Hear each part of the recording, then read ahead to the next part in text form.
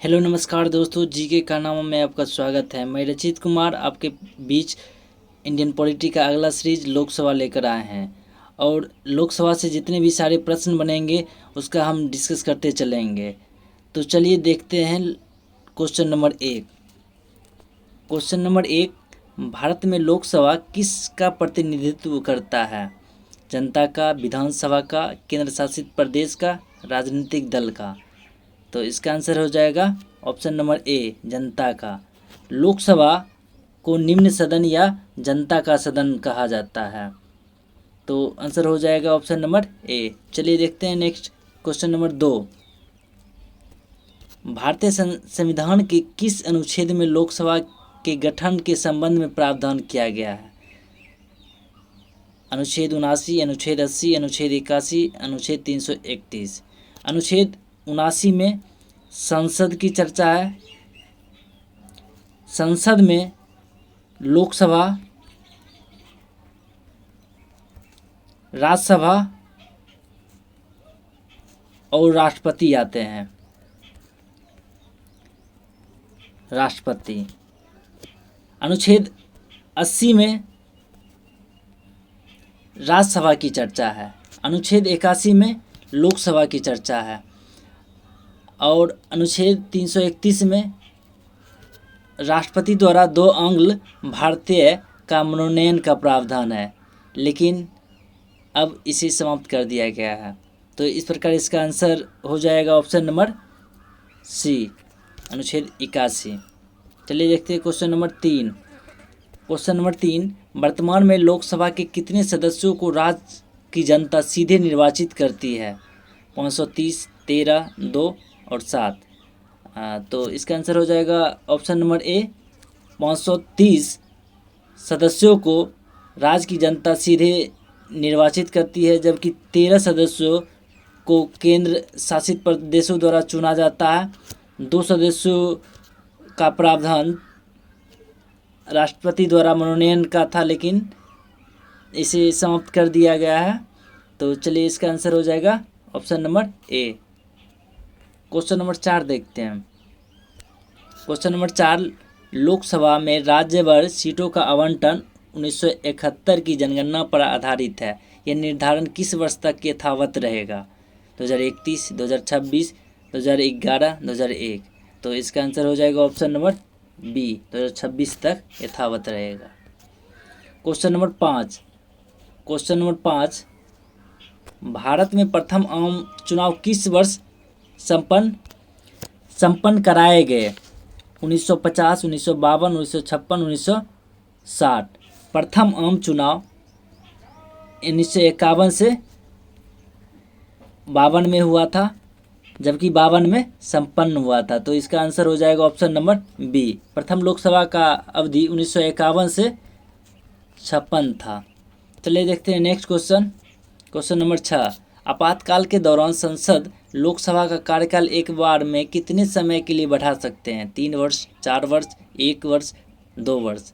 तो इसका आंसर हो जाएगा ऑप्शन नंबर सी, 1 वर्ष के लिए बढ़ा सकते हैं आपातकाल के समय में।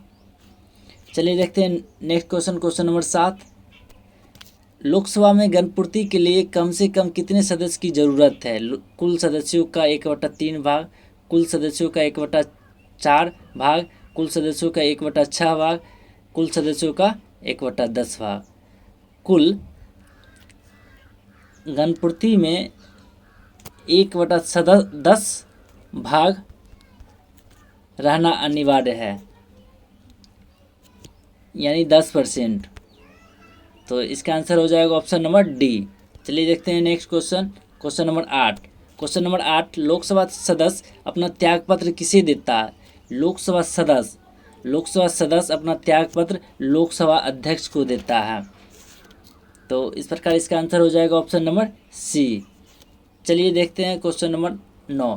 क्वेश्चन नंबर 9, लोकसभा की बैठकों की अंतिम तिथि तथा दूसरी बैठक की प्रथम तिथि के बीच कितने समय से अधिक का अंतर नहीं होना चाहिए? 1 माह, 2 माह, 3 माह, 6 माह। तो इसका आंसर हो जाएगा ऑप्शन नंबर डी, 6 माह से अधिक अंतर नहीं होना चाहिए। 1 साल में कम से कम 2 बैठक होना अनिवार्य है। चलिए देखते हैं नेक्स्ट क्वेश्चन नंबर 10। लोकसभा को कार्यकाल पूरा करने के पूर्व कौन भंग कर सकता है? राष्ट्रपति, प्रधानमंत्री की सलाह पर राष्ट्रपति, लोकसभा अध्यक्ष की सलाह पर राष्ट्रपति, अपनी इच्छा पर राष्ट्रपति। तो इसका आंसर हो जाएगा ऑप्शन नंबर बी, प्रधानमंत्री की सलाह पर राष्ट्रपति द्वारा अनुच्छेद 85 के तहत करते हैं। चलिए देखते हैं नेक्स्ट क्वेश्चन। लोकसभा के सदस्यों की योग्यता से संबंधित प्रश्नों पर निर्णय कौन करता है? लोकसभा अध्यक्ष, राष्ट्रपति, प्रधानमंत्री, सर्वोच्च न्यायालय। तो इसका आंसर हो जाएगा लोकसभा अध्यक्ष। लोकसभा सदस्यों की योग्यता से संबंधित प्रश्नों पर निर्णय लोकसभा अध्यक्ष करता है। चलिए नेक्स्ट देखते हैं। प्रोटेम स्पीकर को कौन चुनता है? प्रोटेम स्पीकर को राष्ट्रपति चुनता है, या उपराष्ट्रपति, या निर्वाचन आयोग, या मुख्य न्यायाधीश। तो इसका आंसर हो जाएगा ऑप्शन नंबर ए, राष्ट्रपति। प्रोटेम स्पीकर की नियुक्ति राष्ट्रपति करते हैं और इसकी नियुक्ति आमतौर पर तब तक के लिए होती है जब तक लोकसभा अपना अस्थायी अध्यक्ष नहीं चुन लेता। प्रोटेम स्पीकर नव निर्वाचित सांसदों का शपथ दिलवाता है और संसदीय परंपरा के अनुसार सदन के वरिष्ठतम सदस्यों में से किसी एक को प्रोटेम स्पीकर के लिए चुना जाता है। चलिए नेक्स्ट देखते हैं क्वेश्चन नंबर 13। क्वेश्चन नंबर 13, निम्न में से कौन सी लोकसभा 5 वर्षों से अधिक की अवधि तक कार्य किया? चौथी, पाँचवीं, छठी, आठवीं। 42वां संविधान संशोधन 1976 के द्वारा लोकसभा की अवधि 5 वर्ष से 6 वर्ष कर दिया गया। उस समय 5वीं लोकसभा चल रही थी। इस प्रकार इसका आंसर हो जाएगा ऑप्शन नंबर बी। चलिए देखते हैं question number 14। Question number 14, Lok Sabha में अनुसूचित जाति के लिए आरक्षित स्थानों की संख्या कितनी है? 59, 69, 79, 84। अनुसूचित जाति 84, जबकि अनुसूचित जनजाति के लिए 47 सीटें आरक्षित की गई है। इस प्रकार कुल 131 सीटें लोकसभा में आरक्षित सीटें हैं। इसका आंसर हो जाएगा ऑप्शन नंबर डी। चलिए देखते हैं क्वेश्चन नंबर 15। भारत में शून्यकाल कब से शुरू की गई? 1962, 1971, 1963, 1964। इसका आंसर हो जाएगा ऑप्शन नंबर बी, 1971। भारत में शून्यकाल 1971 से शुरू की गई। चलिए देखते हैं क्वेश्चन नंबर 16। शून्यकाल क्या है? जब सदन में विपक्ष के प्रस्ताव पर विचार होता है। आराम का समय, जब सदन में अति महत्वपूर्ण मामले पर विचार होता है। जब लोकसभा में भोजन किया जाता है। तो इसका आंसर हो जाएगा ऑप्शन नंबर सी, जब सदन में अति महत्वपूर्ण मामले पर विचार होता है। चलिए देखते हैं नेक्स्ट क्वेश्चन। प्रथम लोकसभा अध्यक्ष कौन थे? प्रथम लोकसभा अध्यक्ष जीवी मालवंकर, सीडी देशमुख, सुकुमार सेन, हीरालाल कान्या। प्रथम लोकसभा अध्यक्ष जीवी मालवंकर थे। Option number A. CD Deshmukh स्वतंत्र भारत के प्रथम आरबीआई गवर्नर थे। सुकुमार सेन प्रथम चुनाव आयुक्त। हीरालाल कान्या प्रथम सुप्रीम कोर्ट के मुख्य न्यायाधीश थे। चलिए इसका आंसर हो जाएगा option number A. Question number 18। Lok Sabha में किसी विधेयक को धन विधेयक के रूप में कौन प्रमाणित करता है? राष्ट्रपति, वित्त मंत्री, प्रधानमंत्री, लोकसभा अध्यक्ष। इसका आंसर हो जाएगा ऑप्शन नंबर डी, किसी भी विधेयक को धन विधेयक के रूप में लोकसभा अध्यक्ष प्रमाणित करता है। Question number 19। Question number 19, Lok Sabha अध्यक्ष किस अनुच्छेद के तहत संयुक्त अधिवेशन की अध्यक्षता करता है? अनुच्छेद 108, अनुच्छेद 118, अनुच्छेद 81, अनुच्छेद 93।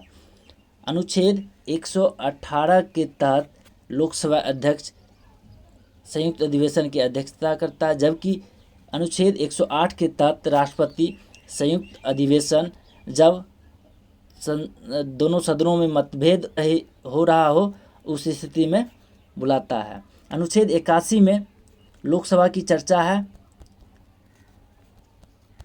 अनुच्छेद 93 में लोकसभा अपने 2 सदस्यों को अपना अध्यक्ष और उपाध्यक्ष चुनेगा।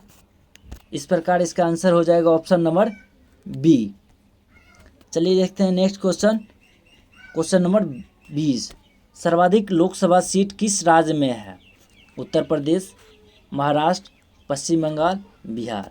उत्तर प्रदेश में 80, महाराष्ट्र में 48, पश्चिम बंगाल में 42, बिहार में 40।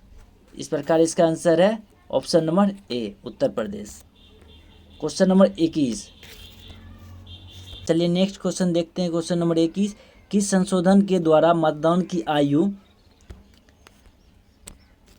21 वर्ष से घटाकर 18 वर्ष कर दिया गया?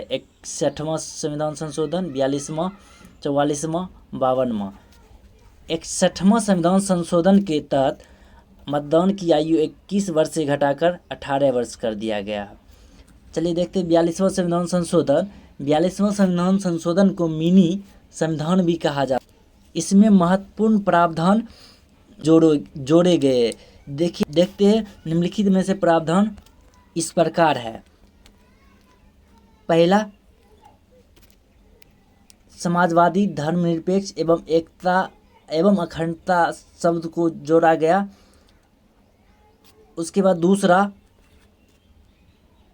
अनुच्छेद 51 के क तथा भाग 4 के क में 10 मौलिक कर्तव्यों को जोड़ा गया। तीसरा, लोकसभा एवं विधानसभा की अवधि को 5 से 6 वर्ष कर दिया गया। ऑप्शन सी में है 44वां संविधान संशोधन।